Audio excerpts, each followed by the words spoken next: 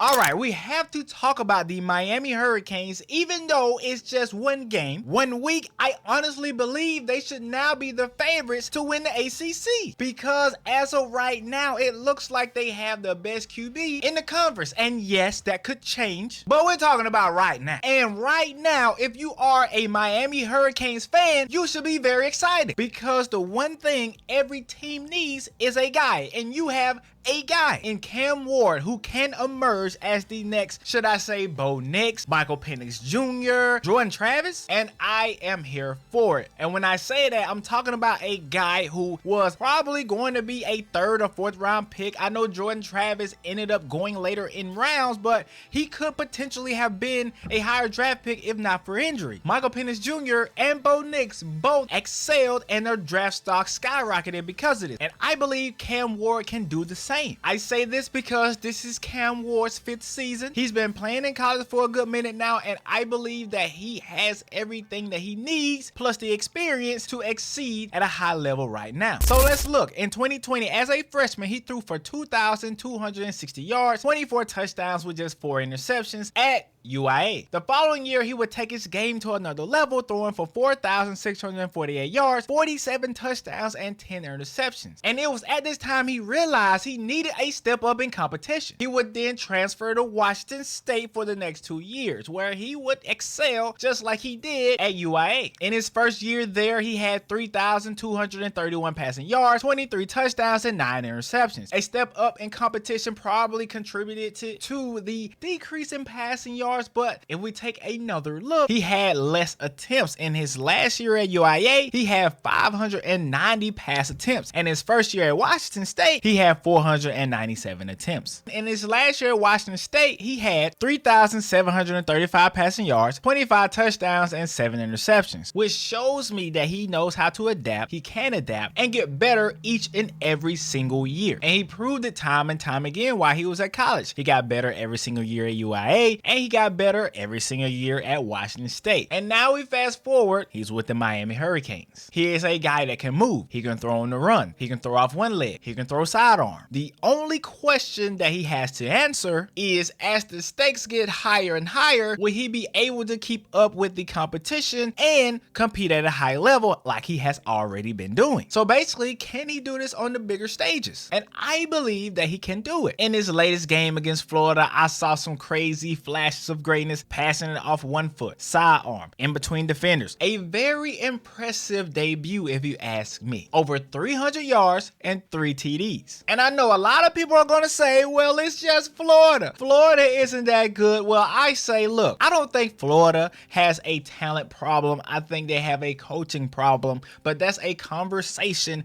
for another day. Either way, he did torch them and he showed up and showed out. The things that he did on the field were not easy, and a lot of QBs can't do it. And to make matters worse for opposing defenses, Cam Ward has a squad behind it. Let's start with Xavier Restrepo, a guy who had a breakout season last year, going for 1,092 receiving yards, 85 receptions with 6 touchdowns. And at the time of recording this video, those 85 receptions are a program record. He already has 7 receptions for 112 yards and a TD in their opening matchup against Florida. So maybe, just maybe, he's trying to break that record again. They added wide receiver Samuel Brown, who didn't have a big game against Florida, but it's somebody to keep your eyes on. A guy that added from the transfer portal, a guy who led Houston with 62 receptions for 815 yards with 3 TDs. They added Damian Martinez, a solid running back, has had a 1,000-yard season in the past, a transfer from Oregon State, somebody who was looking to make a statement with this transfer move. But there is one more guy that I want you guys to keep your eyes on, a guy I believe will continue to get better and better, and that is the sophomore Isaiah Horton. He has 70 yards with 4 receptions against Florida, a 6'4", 205-pound wide receiver. You can't teach size, and this guy I believe will emerge as one of the top priorities when they get in the red zone, someone that Cam Ward can go to time and time again and will make a huge difference in that area, on top of just being a great all-around wide receiver. And that's not everybody, but I want to talk about the defensive side of the ball for a quick second. They only gave us 17 points against Florida. They just hired new coach Chevis Jackson to coach the DBs. He had those guys flying all over the field. They added Simeon Barrow from Michigan State and Tyler Barron from Tennessee. Two guys who I believe will help out that defensive line. So Miami has coached up the DBs and provided some help for the defensive line. But what about the linebackers? That's a question that I think a lot of people will have. Well, I don't necessarily know about the group as a whole, but they do have one of the best linebackers in all of college football, and that is Kiko Malinois, who led the team last year with 82 tackles and added 7.5 sacks on top of that. But like I always say, none of that matters if you have mediocre QB play. And this year, I do not believe for 1 second that Miami is going to have to deal with that. Cam Ward looks like he's the real deal, even though it's just been 1 week. And he is someone with a proven track record, so I don't believe this production will drop off. Coming back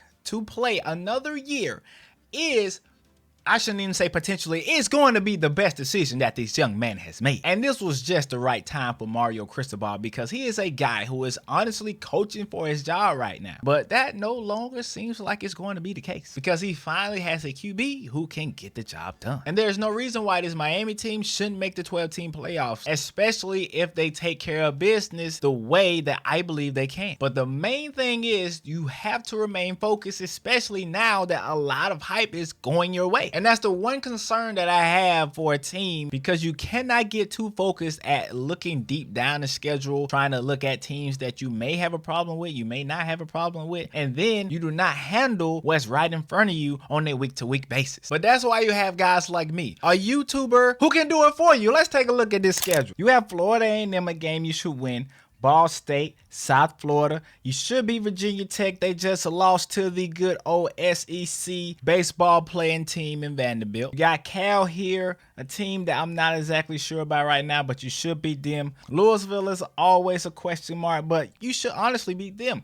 Florida State is not looking that good. You should beat them as well. Duke, you should beat them as well. You got Georgia Tech, which is probably going to be the toughest team throughout this entire schedule that you're going to play. So you have to stay focused all the way until November the 9th. And if you're a Louisville fan, I'm sorry, I got to see a little bit more to say that you're better than Miami. Not saying that game won't be good, but you got to show me that you're better than Miami. Wake Forest and Syracuse. So if Miami stays focused, they should honestly sweep this entire season. Now, it is possible a blunder or two could happen, who knows, but that's how it goes sometimes in college football. You have upsets. You just never know how the season is going to play out. But if they stay focused, this could be a magical season for the Hurricanes. And I'm all here for it. I love it when more teams emerge, because that makes it that much more entertaining. But let me know what you guys think about Miami. Am I a little bit too high on them already because it's only 1 week and Florida could be the weakest link in the SEC? But who knows? They might be. When it's all said and done, they do have the toughest schedule, so they may end up at the bottom of the SEC. Who knows? But anyways, if you made it this far,